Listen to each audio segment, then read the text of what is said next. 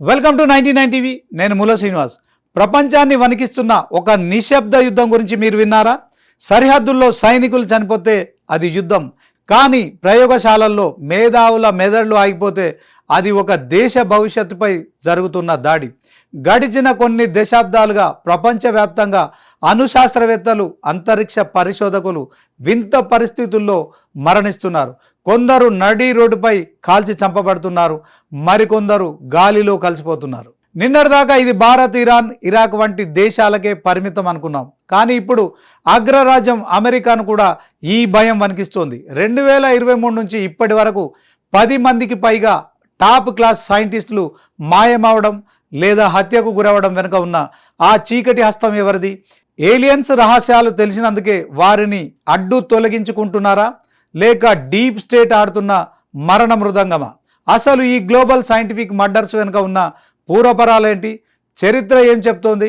ఇప్పుడు మనం చూడబోయే ఈ స్పెషల్ రిపోర్ట్ మిమ్మల్ని ఆలోచింపజేయడమే కాదు, వెన్నులో వణుకు పుట్టిస్తుంది.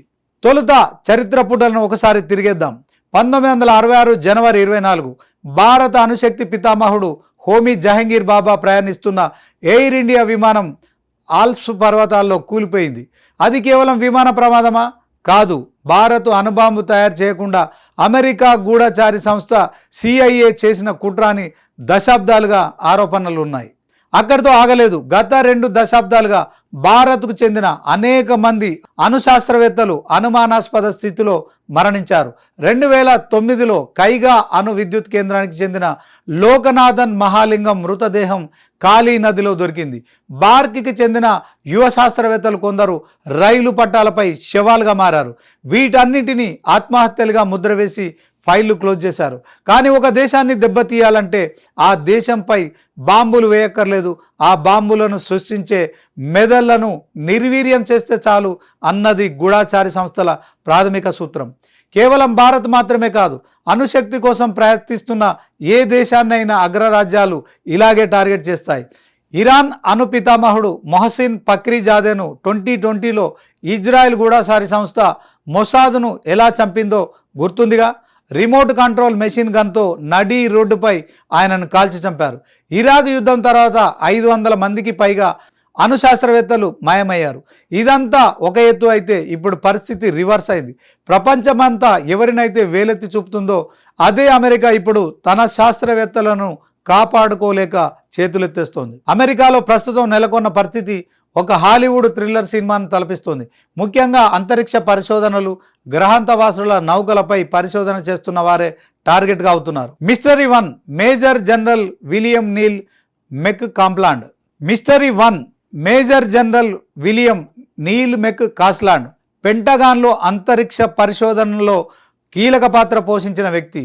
ఈ ఏడాది ఫిబ్రవరిలో ఆయన తన ఇంట్లో ఫోన్, కళ్ళజోడు, వాచి అన్నీ వదిలేసి మాయమయ్యారు. కేవలం తన తుపాకీ, వ్యాలెట్ మాత్రమే తీసుకువెళ్లారు. ఆయనకు 1947 నాటి ప్రసిద్ధ రోస్వెల్ UFO క్రాష్ రహస్యాలు తెలుసని, అందుకే ఆయనను మాయం చేశారని ప్రచారం జరుగుతుంది. మిస్టరీ 2 మోనికా రెజా నాసాకు చెందిన జెట్ ప్రాపల్టన్ ల్యాబొరేటరీ డైరెక్టర్. తన స్నేహితుడి కంటే కేవలం 30 అడుగుల దూరంలో నడుస్తున్న ఆమె క్షణాల్లో గాలిలో కలిసిపోయినట్లు మాయమైంది. ఇప్పటికీ ఆమె జాడ ఆచూకీ లేదు. 30 అడుగుల దూరంలో ఉన్న ఒక మనిషి మాయమవ్వడం సాధ్యమేనా? ఇది ఏలియన్స్ పని అని కొందరు, రహస్య సంస్థల పని అని మరికొందరు వాదిస్తున్నారు. కేవలం ఆ దృశ్యాలే కాదు, పక్కా ప్లాన్ ప్రకారం హత్యలు కూడా జరుగుతున్నాయి. MIT ప్రొఫెసర్, ఫ్యూజన్ ఎనర్జీ నిపుణుడు నునే లౌరిరో తన నివాసంలోనే శవమై కనిపించాడు. కాలిఫోర్నియా ఇన్స్టిట్యూట్ ఆఫ్ టెక్నాలజీకి చెందిన ఖగోళ శాస్త్రవేత్త కార్లు గ్రిల్మేయర్ను ఆయన ఇంటి ముందరే గుర్తు తెలియని వ్యక్తులు కాల్చి చంపారు. వీరంతా ఎంపిక చేసుకున్న రంగం న్యూక్లియర్ ఎనర్జీ లేదా ఏలియన్స్. మరి ఈ మరణాల వెనుక ఉన్న అసలు కారణం ఏంటి? హార్వర్డ్ ప్రొఫెసర్ అవిలోబ్ వంటి వారు ఇది కేవలం పని ఒత్తిడి వల్ల జరిగిన ఆత్మహత్యలను కొట్టిపారేస్తున్న సామాన్యుడికి మాత్రం అనేక అనుమానాలున్నాయి. అసలు ఇదంతా ఎందుకు జరుగుతోంది? నిపుణుల విశ్లేషణ ప్రకారం 3 ప్రధాన కారణాలు ఉండవచ్చు.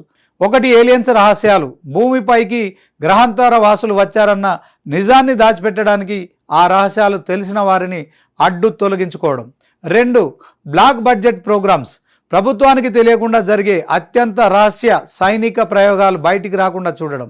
3 డీప్ స్టేట్, ప్రభుత్వంలోనే ఉండి ప్రభుత్వాన్ని శాసించే కొన్ని అదృశ్య శక్తులు తమకు వ్యతిరేకంగా మారుతున్న మేధావులను వేటాడడం. ఈ వరుస ఘటనలపై స్వయంగా అమెరికా అధ్యక్షుడు డొనాల్డ్ ట్రంప్ స్పందించడం ఈ కథనానికి పతాక సన్నివేశం. ఇది కాకతాళీయమా లేక కుట్రనా అనేది త్వరలోనే తేలుస్తామని ఆయన చేసిన ప్రకటన ప్రపంచాన్ని ఉలికిపడేలా చేసింది. శ్వేతసౌధం త్వరలో విడుదల చేయబోయే ఆ నివేదికలో ఏముండబోతోంది? ఆ నిజాలు బయటికి వస్తే ఇంకెన్ని దేశాల ముఖ చిత్రాలు మారిపోతాయి? శాస్త్రవేత్తలు అంటే కేవలం పరిశోధకులు కాదు, వారు ఒక దేశం యొక్క మేధో సంపత్తి. వారిని కాపాడుకోలేకపోవడం అంటే నాగరికతను వెనక్కి నెట్టడమే.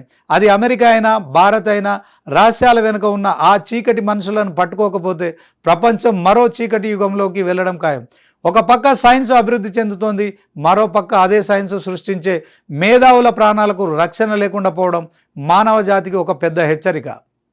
చూశారుగా మేధావుల వేట వెనుక ఉన్న భయంకరమైన కోణాలు. ఒకవైపు అద్భుతమైన ఆవిష్కరణలు, మరోవైపు మిస్టరీ మరణాలు. ఈ యుద్ధం సైన్స్ కమ్ సస్పెన్స్కు మధ్య జరుగుతున్న పోరాటం. మరిన్ని ఆసక్తికరమైన కథనాల కోసం చూస్తూనే ఉండండి 99 టీవీ.